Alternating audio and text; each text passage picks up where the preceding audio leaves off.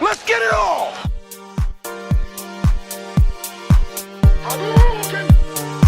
Again, nobody can take that left-hand shot. Be the best, you gotta beat the best, and the best is blessed, baby. Where you at, George? I'm not impressed by your performance. Hey, I'm not surprised, motherfuckers. Hey guys, welcome to another episode of In Your Face MMA. We're going to go over and take a look at what the fighters picked for the UFC 225 card between Romero and Whitaker. We're going to see what the pros pick and what they had to say about the fight. We're also going to take a look at the co-main event, which is RDA and Colby Covington fighting for the interim title. Let's go in and take a look and hear what they say. Well, I don't know. I think Romero is a smart guy. He will adjust, but it's still a 50-50 fight, I believe. It's a very tough fight. But Whitaker, he's good. I think he's really good. I think style makes fights, and with Whitaker, you need a really good stand-up guy to. That's the question. If Romero, his stand-up is good enough to beat Whitaker. Because Whitaker has good takedown defense, he gets up. He's not a real wrestler, he doesn't attack wrestling offensive, but I don't know. I don't want to say anything, but 50-50, literally. Oh, man, that's a tough fight, man. They're so evenly matched. I think if they fought 10 times, I think it would literally probably be 5-5 or 6-4 or something like that. So, I probably got to go. I got to go with UL Romero. He trains an American Top Team. I've trained with him before. He's one of my friends. So, go UL. Oh my gosh, I'm going for my man Robert. Man, Robert Whitaker has been on a tear. He's coming off of a knee injury, a staph infection. It's kind of like you name it. He's kind of been through it, And it's good to see somebody that I beat in the past move up to another weight class and just do work, man. So, and he's such a nice guy. I love Robert Whitaker. He's such a nice guy. And so I'm going for my man Robert. Ooh, that's a good one. It's a better fight than people anticipate, I think. I think that first one kind of caught Yoel out of...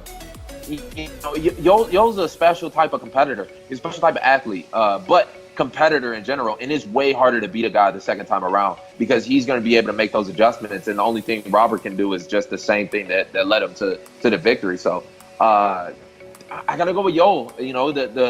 He's the better competitor. I don't want to say Whitaker short, but I just gotta go with Yoel on history. Damn, that is such a tough one. In that first fight, it was so close. It boiled down to that last round. I had it 2 rounds apiece going into that last round, and to me, it boiled down to that attempted. I think Yoel attempted a takedown and either slipped or I forget what he did. I don't know if he threw a knee and slipped or anyway, I remember him slipping or losing his footing or whatever and Whitaker getting on top of him, and that was the difference in the fight. And to me, that moment right there is what, won Whitaker the fight and cost Yoel the fight. So going into this next one, this is as close as it gets, I think we'll see another fight like that. And a lot of people will say Yoel has gas issues, whatever, what have it. But, look, he went 5 rounds with Whitaker before. And granted, he came up short, but maybe he makes those adjustments. So we'll just have to see. I feel like Yoel is really close to winning that last fight. And if he can repeat some of the same things that he did in that last fight, I think Yoel might come out the victor this time. Ooh, I say Robert does it again. Not biased either. I just think Robert, once you figure out a puzzle once, it's easier to figure out the second time. So also doing it on a bung knee as well. Yeah, I'm gonna go Robert again. I got to go with Whitaker, man. He's just been too dominant lately. Man, I think I still have Whitaker winning that second fight. I think Whitaker, from what I heard, Whitaker didn't perform as well the first fight because he suffered a real bad foot injury or something like that. So I don't know, man. I just think Whitaker has more of the cardio and can kind of match Yoel's explosiveness because, Whitaker's explosive himself. He's fast straight down the pipe, and I think he can match that with Yoel. Plus, everyone knows that Yoel's cardio isn't always the greatest, and I think, Whitaker will just outlast him again. I'm still going to lean to Whitaker. He obviously won the last one. Again, the one little thing that kind of sticks out is how long it's been since he last fought and coming off of an injury. Man, Whitaker, he's been battling some health issues and whatnot, so I'm not really sure how in shape. I'm sure he'll be ready, but will he be 100%? Will he be able to fight like he fought Romero the first time, stuff all his takedowns and whatnot? So, I'm gonna go with Romero on this one. Yeah, man, that's a tough one because the first one was pretty damn close. That was a war, that first fight. That was awesome. And really, Whitaker showed a lot to me in that fight. I thought Yoel might have been able to take it. He's just such a crazy specimen, freak athlete. But with the first fight, going to Whitaker, I know he hurt his leg in the fight too. So I got to go with Whitaker in that fight. Probably a decision again. It's hard to finish either one of them. That's a hard one. Those are two top-tier guys. I don't even know. I'm rooting for Robert, but Yoel's a freak, so you never know. You gotta just, if Whitaker pushes Yoel back and makes him uncomfortable, Whitaker can take it. I just put it this way: it's Romero. I just always tell people this: you put Romero in the cage with anybody in the world, and you tell him there's only 5-minute time limit. There's no one in the world that can beat him. He's too freaky. He's just a freak, genetically freak. And you just never know. It's just one little lapse and the fight's over. But Whitaker's looked phenomenal. He looked phenomenal with the Jacare fight. He's on a tear, but Romero, he's just, every time he gets in there, it's just scary almost, some of the things that he does. So I'm going to go with Romero on that one. Well, there you have it, guys. That's the pros picks for UFC 225 main event, Whitaker versus Romero. Now, let's take a look at the co-main, which is RDA versus Colby Covington.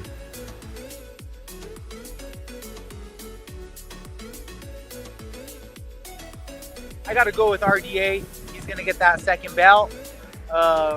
Colby's the guy that he's the American Conor McGregor, but not as cool as Conor McGregor. But I'm excited to watch that fight. I love RDA, man. I've sat in the sauna with RDA, hand in hand. Brothers in Christ, praying. God, please help us make this weight. Like cutting down to 55s. I really relate to RDA and Southpaw. We have a lot of similarities, and he's been an inspiration for me too, going up to 170, seeing what he's been able to do, and it's just it's a great inspiration. And I'm biased on this one, but I'm going RDA all day by finish. Dos Anjos all the way.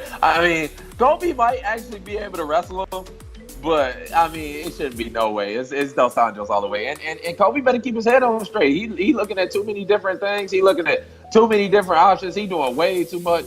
That spotlight is gonna be huge when he's on it. So in all terms, it all points to Dos Anjos. You look at experience, you look at skill level, you look at every other attribute. I think goes to Dos Anjos. I know not a lot of people are fans of Colby Covington, and I met him. He's a really nice guy, actually. But I'm going to pick Colby on that. I just think he's a natural 170er, and he's been doing really well. I'm going to pick that. I know a lot of people don't like how he goes about stuff, but it got him a title shot. It is what it is. He's kind of going like they kind of did the WWE way, but I don't really hate. People are like, oh, you get mad about this guy's getting title this and I'm not one to talk like that. I'll be myself and that's it. But hey, it worked for him. Good for him. He's getting an interim belt, and then hopefully he fights for the regular belt afterwards. Man, Rafael dos Anjos is gonna kill him, and I'm hoping it's a quick one where Rafael dos Anjos goes in and finishes him real quick, and then Covington gets angry and feels embarrassed, so he's like, man, all right, just give me anybody next, and then I get in there and I go in there and get him next. I go in there, whoop him real quick, and then UFC cuts him, and that's the last we hear of him. And I'm going with Rafael for that one, 100%. Rafael at the moment is he's a beast. He's a beast right now, welterweight. So I'm liking the way he's looking. Yeah, so I'm going Rafael on the one. Man, that is a fight that Rafael dos Anjos cannot afford to lose, man. I feel like he's got the whole country of Brazil on his back, and I think that he'll go out there and probably finish Colby. And that guy's just a knob, like Colby Covington, like he is, honestly. Like I cringe every time I see a Colby Covington video. Like that guy's a penis, man. Lose. He sucks. He annoys me so much that my judgment is so clouded that I will never back him in a fight, ever. I'm going to say Colby Covington, just because I seen Khabib take Rafael down a lot, and I think the wrestling is just the difference of that fight. So not a lot of people like that Colby. I don't particularly mind him. I know you said something about Mike Perry's girlfriend, which wasn't ex-girlfriend now, but wasn't particularly too nice. But look, Rafael dos Anjos is a guy who he's looking amazing at welterweight. I think the move to welterweight was perfect. He was such a big guy for lightweight. It was unreal. But I see dos Anjos winning, but only that I see him winning quite convincingly. I see a stoppage, in the second round. By I'd say TKO. The guy can stand and bang, and he's an awesome southpaw. So let's go to dos Anjos second round TKO. Man, I got Dos Santos by knockout because he's a monster. Colby, he's got too much mouth for me. He doesn't have anything to back it up, so we'll see what he has. But we already know what Dos Santos got. He's a monster, so he's coming for blood. Truthfully, he's coming for blood. I see Dos Anjos devastating, like dominating and just finishing Colby in a devastating way. Colby is a good wrestler, decent wrestler, what it is, whatever you want to call him.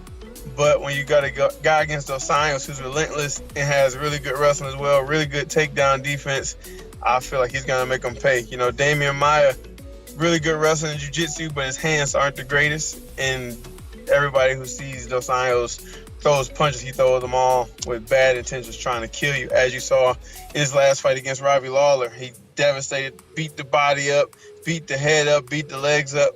And that's how he fights in all his fights since he came back and got the belt.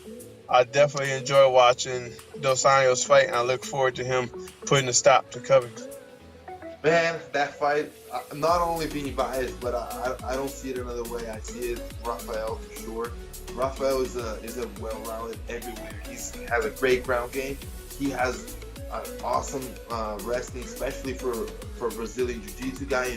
Wrestling is not something that they work so much, but because he lives in the United States and he's talented at wrestling, and the striking.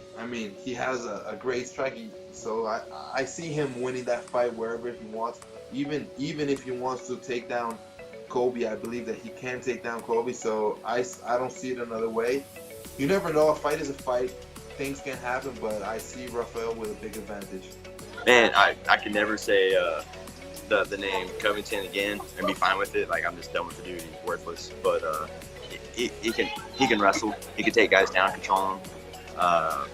But I see RDA attacking that lead leg with some hard low kicks and taking his takedowns away from him. And I see RDA finishing. Well, those Anjos look real good. I definitely curious to see if Covington can take those Anjos down. If he can take him down, if he can take him down, how easy he can take him down. Because those Anjos is going to win the striking, in my opinion. That's how I see it going. So, let me see who I'm going with those Anjos in the fight. Yeah. In other fights on the cards, guys, we've got Alistair Overeem taking on Curtis Blades in the main event of the prelims.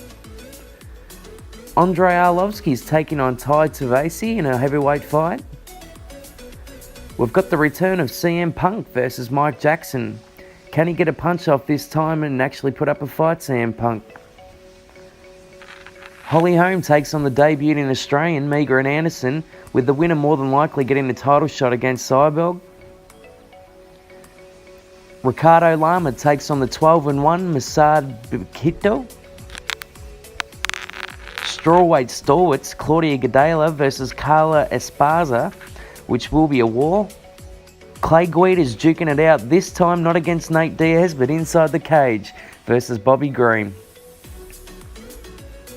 Rashad Evans is the main event on Fox FS1 undercards against Anthony Smith. Joseph Benavidez takes on Sergio Pettis in a flyweight fight. Rashad Coulter takes on Chris De La Rocca in a heavyweight bout. Mike Santiago versus Dan Ige in a featherweight fight. And thanks for watching, guys. Please don't forget to like, subscribe and comment below and let me know who you think is going to take home the middleweight belt and why.